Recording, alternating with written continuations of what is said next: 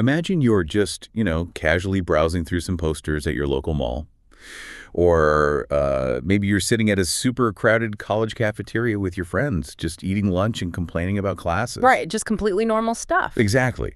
Or maybe you're a teenager attending a high school business conference, walking down this carpeted hotel hallway in a really sharp business suit. Totally ordinary days, the kind of days you forget by the time your head hits the pillow. But the reality is, someone might be watching you. Yeah, someone is watching you. Yeah. And they're actually already 3 steps ahead. So today we are doing a deep dive into 3 true, deeply disturbing accounts of predatory behavior. And these accounts really dismantle everything we think we know about how danger actually operates. They totally do. We're pulling these stories from a YouTube transcript by Mr. Night Scares. And our mission today isn't just to, tell scary stories around a digital campfire. No, we want to deconstruct the actual psychological anatomy of real-world stalking. Right. We are extracting the exact mechanics of how danger hides in plain sight. That way, you, the listener, can spot the red flags long before the trap snaps shut. And to help decode the psychological tactics at play here, specifically how these predators bypass our natural defenses, I've got our resident expert here with me. Yeah, I'm really glad to be here. It's a fascinating, if, totally terrifying topic, because what these specific accounts do is they force us to throw away our preconceived notions of what a threat looks like. We're so conditioned to look for it like the monster in the shadows. Exactly. We look for the shadows and completely miss the predator standing right next to us in the checkout line. So we need to look at the invisible mechanics of these encounters. We have to understand why our brains just fail to recognize a threat until it is almost too late.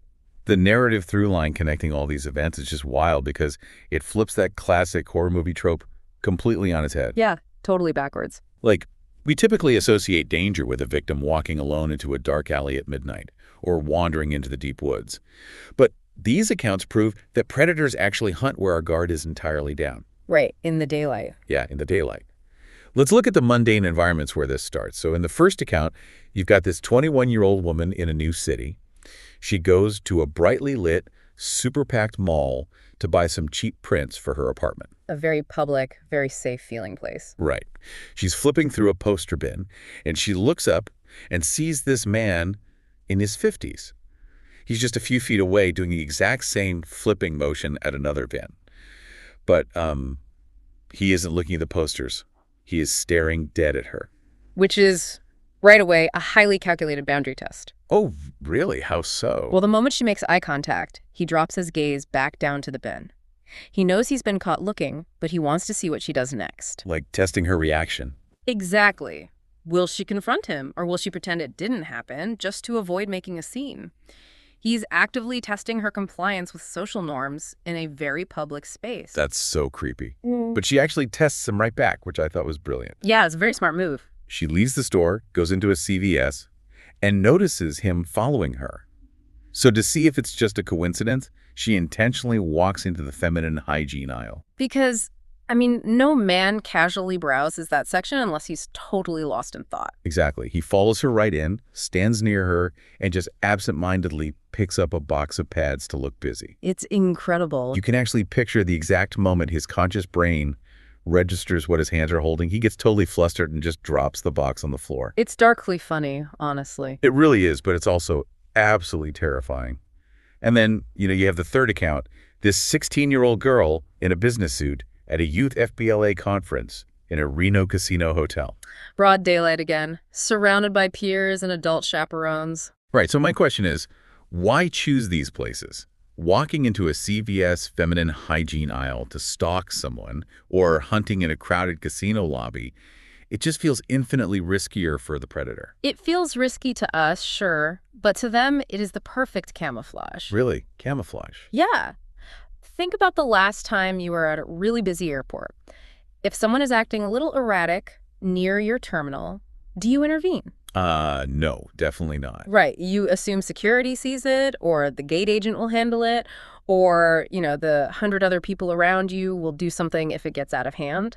That is called diffusion of responsibility. So because there are 50 people around, no one is actually watching anyone. Exactly. In crowded places, everyone assumes someone else is holding the wheel. They are watching, but they aren't processing it as danger because of a second psychological mechanism, which is normalcy bias. Normalcy bias, like making things seem normal. Yes, our brains naturally try to force any uncomfortable situation to fit into a non-threatening normal box. The predator relies on the fact that you and everyone around you will rationalize their weird behavior. Oh, I see. So the man pretending to read the ingredients on a chocolate bar behind you in line isn't a stalker. He's just an odd guy who really cares about nutrition. Exactly. We are actively conditioned by society to ignore people making weird small talk or invading our personal space just slightly. Wow. So we use the social contract to keep peace, and they use the social contract to get close. That's a great way to put it. And that proximity is everything. They use the crowd as a shield because they know our brains will just filter them out as background noise. But what happens when we do notice them? Like when that 21-year-old woman in the mall realizes this guy is actively following her, her alarm bells obviously start ringing. Right. She knew something was wrong. So how do predators bypass our defenses once we are suspicious? There is this strategy detailed in these accounts that is just, it's diabolical. I'm thinking about it like an anglerfish. Oh, the anglerfish analogy is perfect for this. Right. You know that deep sea fish with the massive teeth? It survives in the pitch black by dangling this glowing, safe-looking little lure in front of its face. And the prey just comes right to it. Yeah, the prey is drawn to the warm, safe light, completely ignoring the darkness behind it, and then bam. The anglerfish's lure didn't evolve to look pretty, you know? Its Yeah. evolutionary purpose is to actively bypass the prey's fear response. And human predators use the exact same biological hack. By using a decoy, Yes, they introduce a second face. a second face. Let's trace how this happens in the real world with these stories. In that first mall story, after the victim hides in the CVS and gets security to walk her to her car, she spots the stalker in the parking lot. But he's not alone anymore. Right? He is walking with a short, heavy-set blonde woman wearing glasses. Fast forward a year and a half later and 25 miles away. The victim is now working at a French cosmetics counter. And guess who shows up? That exact same blonde woman. She approaches her, chats her up about Paris, builds this really warm rapport, and then offers her a too-good-to-be-true hospitality job in Europe. Just out of nowhere. Yeah. She tells the victim this might be your lucky day and asks for all her contact info. And then in the Reno casino story, the 16-year-old victim is first approached by a guy her own age. Wearing a business suit just like hers. Yeah, acting a bit strange, has no luggage, and asks her to show him to his room. He's basically a scout. A very unthreatening scout. Exactly. And that seemingly harmless teenage scout paves the way for 300-pound, heavily muscled masked men smelling of open weed to come sit side to thigh with her at an awards ceremony later that night. Which is just horrifying. And we find out later those men were hired by her mother's abusive partner on the dark web. The glowing lure is the older woman with glasses or the peer in the business suit. Because the hand that grabs you and the hand that offers you candy can belong to the exact same plan. That is such a chilling way to put it. It's true, though. We are hardwired to assess threats based on visual and social heuristics. A 50-year-old man following a young woman, that sets off immediate alarm bells. Right, obviously. But a friendly older woman with glasses enthusiastically talking about European travel, or a lost teenager in a business suit asking for directions, those profiles simply do not trigger our threat response. So they literally weaponize our own empathy. They weaponize empathy, and they weaponize our desire to be helpful. A predator knows that if they approach you directly, your guard is up. Right. But if they introduce someone warmer, someone who gives you a social excuse to stop being careful, they bridge that gap of trust. Wow. So by the time you realize the friendly woman offering you a job in Europe is actually working with the man who stalked you in a parking lot a year ago, Yeah. she already has your phone number and your home address. Exactly. It's weaponized politeness. We are conditioned from childhood to help a lost peer or to be respectful to an older woman making conversation. You won't tell a nice woman talking about Paris to back off and leave you alone because you'd feel like a jerk. They use accomplices to launder their intentions. The decoy absorbs all of your natural skepticism, so the actual threat can move into striking distance completely unseen. Okay, so that covers strangers using decoys in public places.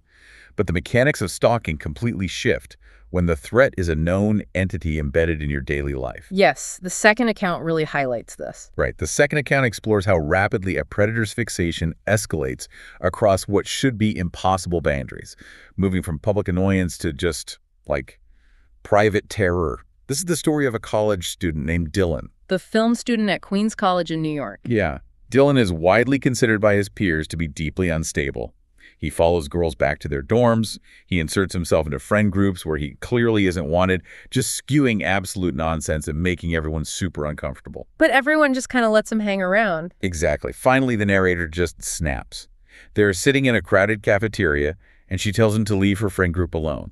She essentially says, "We don't like you. Shut up and get out." And his reaction is extreme. Totally extreme. He rushes her from 2 seats away, grabs her by the neck, chokes her for 5 seconds in front of the entire cafeteria, and yells, "What is wrong with your tiny human brain?" Which is a massive, violent rupture of the social contract. To say the least. But what's really worth examining here is the preamble to that violence. Why did a group of college students tolerate a known stalker inserting himself into their friend group for so long? I mean, I guess because kicking someone out of a group requires conflict. Yes. It requires a confrontation that most people will do anything to avoid. It's the freeze and appease response applied to a social setting. We endure incredible amounts of discomfort just to maintain the illusion of harmony. So the group tolerated Dylan because nobody wanted to be the one to escalate the situation. Right, hoping he would just eventually get the hint and leave on his own. Predators know this. They know you will tolerate 100 small boundary violations before you finally scream. And when she finally did scream, or in this case, establish a firm boundary, he turned to public violence. Immediate escalation. Yeah. He gets pulled off her by a group of guys, and he's eventually expelled from the university. But then he sends her this incredibly bizarre email. The subject line is apology letter, but the actual message is, "I let my emotions get the best of me. Do you want to be friends again?" The fact that he choked her in public, got expelled, and then sent an email asking to be friends, it shows that his brain literally does not process consequence. Like he thinks it's a game. In his mind, he is the main character of a romantic comedy, and she just missed her cue. It demonstrates a terrifying level of entitlement that operates completely outside of reality. That is so messed up. Yeah. But the ultimate escalation, the moment that shows how these predators cross impossible boundaries, happens over Thanksgiving break. Oh, this part is chilling. The narrator is back home in Chicago. Keep in mind, Queens College is in New York. It's 9:30 p.m., freezing cold. She is in her childhood bedroom, and she hears a knock on her window. Her second-story window. Yes. She pulls up the shade, and Dylan is standing right there on the roof outside her glass. A physical manifestation of his refusal to accept boundaries. By the time she screams, runs out of the room to get her parents, and drags her mother back upstairs, he's gone. And her mother's reaction is the most frustrating part of this entire story. It really is hard to hear. The mother looks at the empty window, looks at her terrified daughter, and says, "Look, nothing is there. You're probably just paranoid." And we actually see a parallel to this in the Reno casino story, too. Oh, right. The abusive stepdad sends masked men to attack the mother in a hotel elevator, and the 16-year-old narrator later experiences a mysterious tapping on her own second-story window at night. It's a recurring theme. Wait, I have to stop here, though. Earlier, we established that predators rely on crowds and diffusion of responsibility to hide. But traveling from New York to scale a house in Chicago is the exact opposite of that. Why abandon the camouflage strategy? Because the camouflage strategy failed. Ah. Once they are exposed and expelled, like Dylan was at the college, they pivot from exploiting public anonymity to exploiting private disbelief. Private disbelief. Think about the sheer audacity of it. A college student traveling across the country, figuring out where her parents live, and scaling a house to knock on a second-story window in the dead of winter. It sounds like fiction. It sounds completely made up. Honestly, if a friend told me that happened to them, part of my brain would struggle to believe it. And that is exactly their new shield. Perpetrators of this level of stalking possess an extreme entitlement. They do not recognize geographic or social boundaries. They just don't care. Right. They go to lengths that a healthy, rational brain simply cannot comprehend. And because the bystander's brain, in this case the mother's, cannot comprehend it, cognitive dissonance kicks in aggressively. Cognitive dissonance, meaning it's easier for the mom to convince herself that her daughter is losing her mind than to accept a psychopath just scale their family home. Without a doubt. Accepting the reality that a violent stalker has tracked their daughter across state lines and is currently lurking outside their home requires immediate, terrifying action. Yeah, you have to call the cops, search the house. Exactly. It means acknowledging that their safe suburban home is compromised. It destroys their fundamental sense of safety. So the mother's brain protects itself through denial. By calling her paranoid. She writes the victim off as paranoid because the alternative is too horrifying to process. The stalker weaponizes that disbelief. They operate in the space of the unbelievable, knowing it isolates the victim even further from their support system. They know that if they do something crazy enough, no one will believe the victim. That is incredibly bleak. So what does this all mean for you listening to this right now? We need to talk about practical defense. Yeah. After examining how these predators operate, how they use crowds as shields, deploy those anglerfish decoys to bypass our empathy, and rely on sheer audacity to make bystanders doubt the victims, how do you protect yourself when the threat is this sophisticated? It begins with trusting the absolute most primitive alarm system you have, which is your physical body. Yes, this stood out to me so much in the first account. When that blonde woman approaches the victim at the cosmetics counter and offers the lucky break job in Europe, the narrator notes that she started physically shaking. Before she even knew why. Right. Before her brain even consciously recognized the woman from the parking lot a year and a half prior. Her body knew something was horribly wrong first. Thankfully, because she had forgotten her work name tag that day, she brilliantly gave the woman a fake name and a fake phone number. That physical response is crucial to understand. Our subconscious mind processes microexpressions, body language, and environmental patterns much faster than our conscious logical brain. So the shaking wasn't just like social anxiety. No, the shaking wasn't anxiety. It was her primitive threat detection system firing off.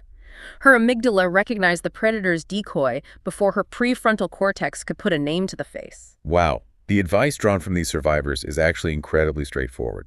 First, look up from your phone occasionally and clock who is actually around you. Yes, situational awareness. If a face repeats in multiple locations, like seeing the same guy at the poster bin and then again in the CVS feminine hygiene aisle, it is not a coincidence. Never assume it's a coincidence. Second, refuse to be moved.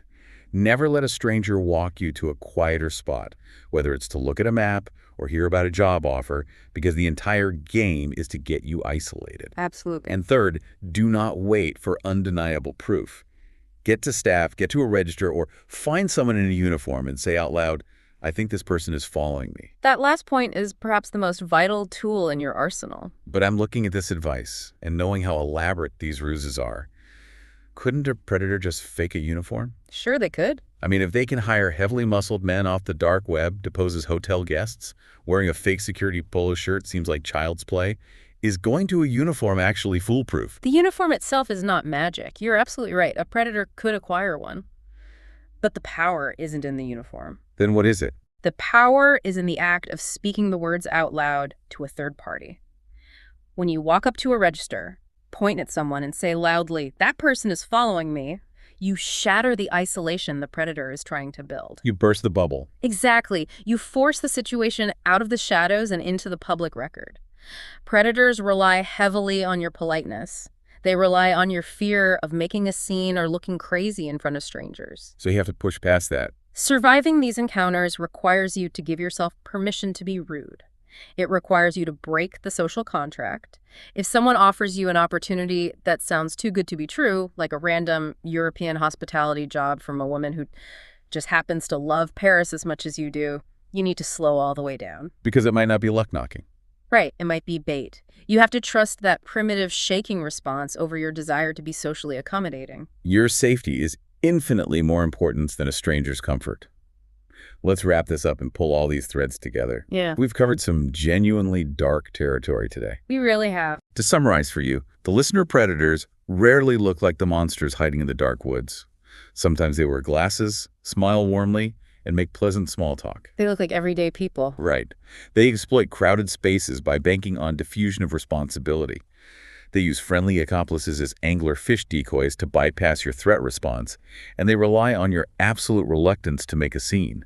They thrive in the space where your boundaries meet their audacity. And the overarching lesson is to stop intellectualizing your gut instincts. If a situation feels wrong, it is wrong. Walk away, make a scene, and do not worry about being impolite. Absolutely.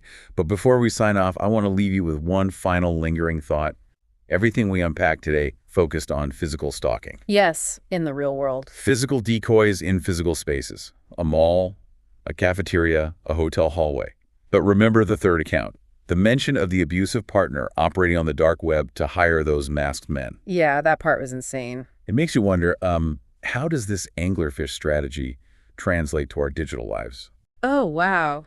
That is a terrifying application of this concept. Right. If predators are this skilled at coordinating friendly faces, engineering chance encounters, and crafting perfectly timed job offers in a physical mall, what kind of perfectly tailored, too good to be true digital decoys are you scrolling past every single day? It really makes you think about who is on the other side of the screen. If they weaponize empathy in a parking lot, what kind of profiles, dream job offers, or friendly direct messages are dangling right in front of you on your phone without you ever realizing you are being hunted? Just waiting for you to click. Exactly. So, next time you are just casually browsing through your feed or flipping through posters at the mall, remember, look up. Pay attention to who is watching you. Stay safe out there. Thanks for joining us on this deep dive. Catch you on the next one.